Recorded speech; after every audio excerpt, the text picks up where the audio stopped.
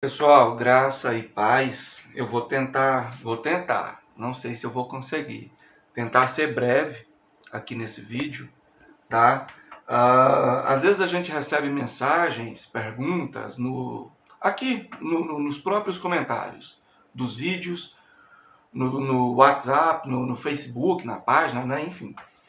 E às vezes a gente não tem tempo para estar respondendo todo mundo, explicando para todo mundo, detalhando e ampliando a visão e etc.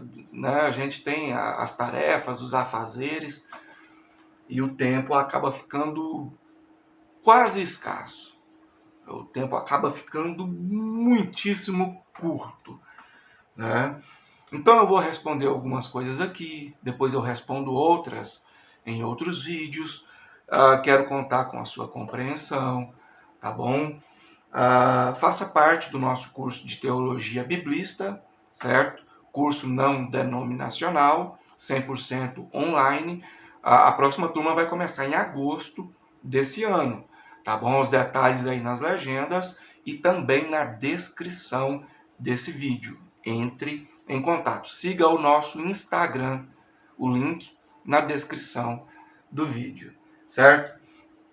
Então, repito, vou estar respondendo, comentando algumas coisas aqui de forma breve, ok? Até mesmo porque muitas dessas coisas eu já expliquei aqui em vídeos, eu já expliquei nos livros que eu já publiquei e explico no curso que eu estou ministrando. Então não dá para ficar repetindo as mesmas coisas. A gente precisa avançar, né? Então, por exemplo, primeiro assunto, o mais polêmico de todos, é a questão da Trindade. Calma, vou explicar de forma breve, tá bom? Não vai ser explicação 100% detalhada acerca de tudo, caso contrário, precisaríamos de muitas horas ou muitos dias, ok? Eu nego a Trindade nos moldes de Tertuliano, tá bom? Mas eu acredito que existe o Deus sempiterno, existe o Filho, que é externado do próprio Deus. O Filho não é criado, certo? E existe o Espírito Santo do Deus. Não sou unicista, tá bom? Então, com relação à Trindade, aos moldes de Tertuliano, eu nego, certo? Claro que isso aí exige uma explicação mais extensa, mais detalhada e tal. Aqui eu estou só resumindo, certo? Para que você possa ter uma noção disso. Até mesmo porque são muitas perguntas que eu recebo. Por exemplo, o assunto da Trindade. Daria para explicar 3 dias seguidos. Eu não vou fazer isso em um único vídeo, né? Questão da imortalidade da alma, por exemplo, a imortalidade da alma do ímpio, do condenado. Eu nego. Para mim, só o justo terá eternidade, terá vida eterna, ok? Aí entra o fator kairosfera, o qual eu acredito, certo? A pessoa vem a óbito, o corpo vira pó, o espírito volta para Deus, ok? Não tem como voltar para uma condição a qual não esteve antes, então ele volta a fazer parte de Deus, retoma a consciência no dia de sua respectiva ressurreição. Quando ele morre e volta para Deus, ele volta a fazer parte do kairos, total inexistência de tempo. Então, essa que nós podemos chamar de transição entre a morte e a respectiva ressurreição pode ser melhor ilustrada a partir de um abrir e fechar de olhos. Pronto. Porque não existe tempo nessa dimensão. Mas a gente ilustra dizendo que é um abrir e fechar de olhos. É como se a pessoa falecesse agora e já acordasse no dia de sua respectiva ressurreição, certo? Então, em momento algum, esse espírito deixa de existir e volta a existir depois. Não é assim.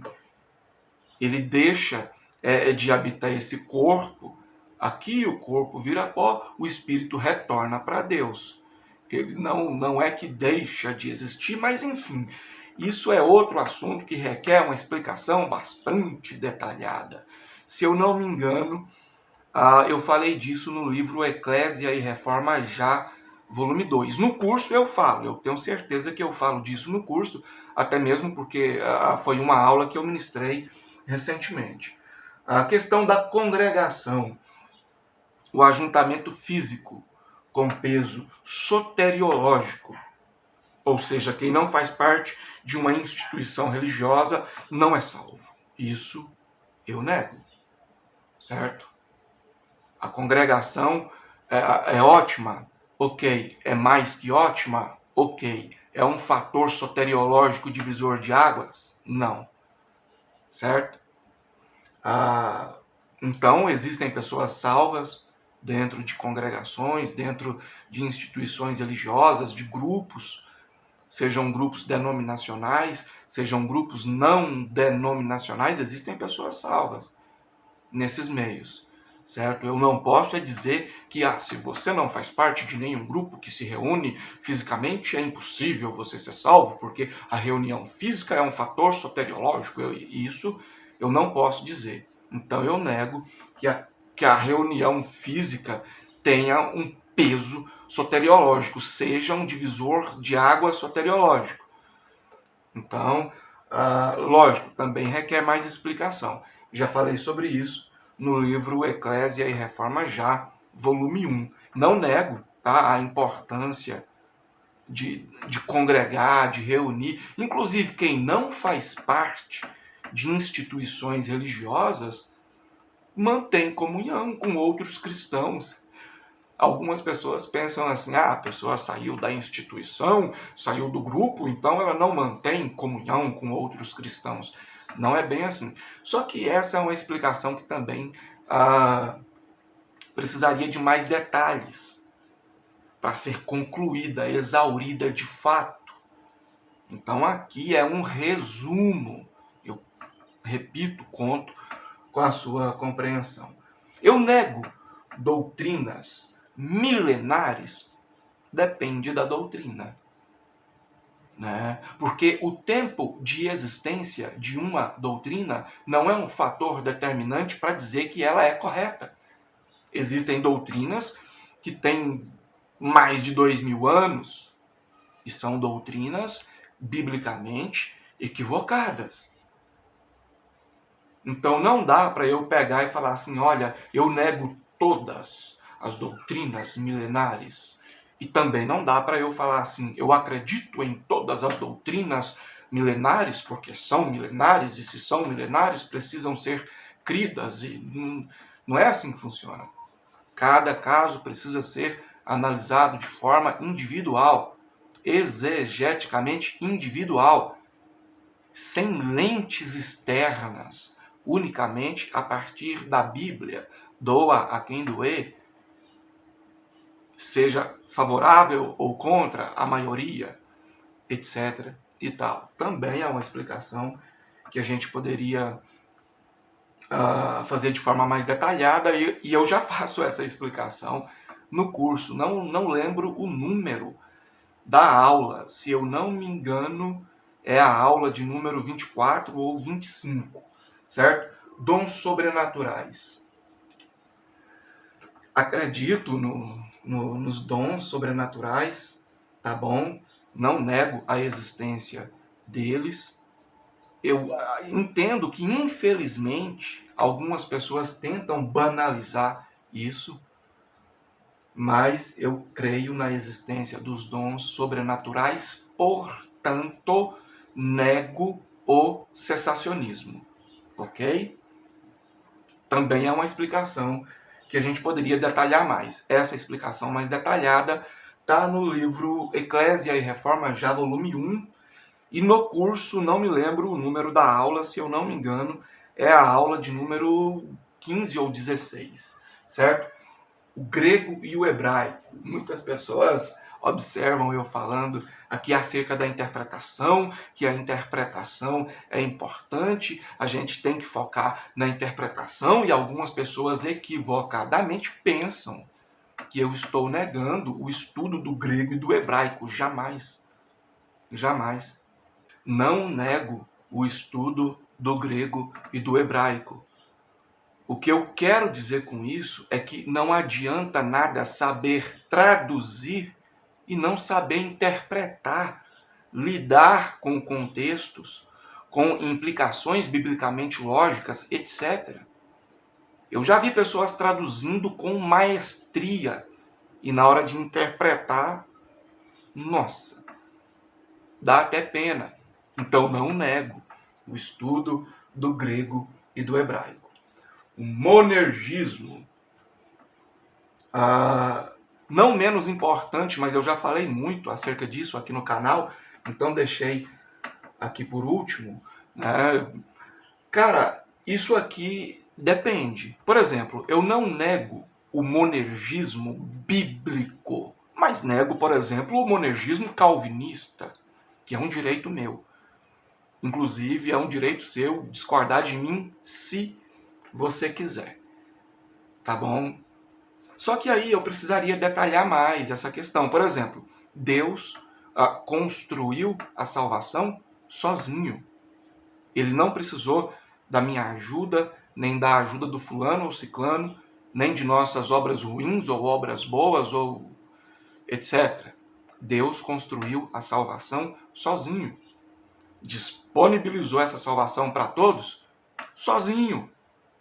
Sozinho, ele não precisou de ninguém, nem de nada. Enfim, ele fez isso sozinho. Ele construiu a salvação, disponibilizou a salvação sozinho. Certo? Daí entra aquela cláusula, para que todo aquele que nele crê. Aí entra a questão do sacrifício de Cristo, aí a gente já entra para aquela questão do Cronos e Kairos, né, que antes do primeiro pecado ter sido cometido, o cordeiro já era conhecido, o efeito do sacrifício do cordeiro já tinha sido disponibilizado. É por isso que pessoas antes da morte de Cristo na terra já eram salvas pela morte do Cristo, que iria morrer aqui na terra, e já falei sobre isso aqui no canal, em um vídeo.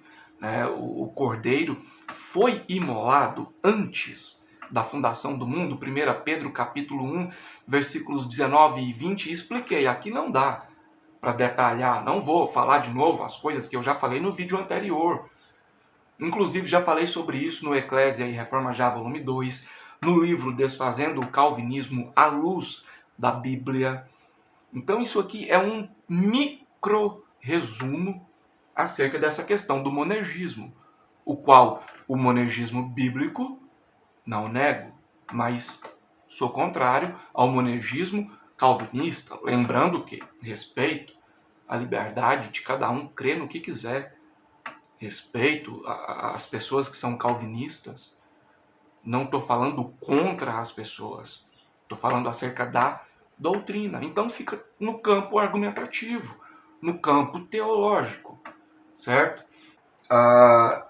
Ainda dentro desse tipo de monergismo, o qual eu nego, só para a gente encerrar, deixando claro que eu não nego o monergismo bíblico.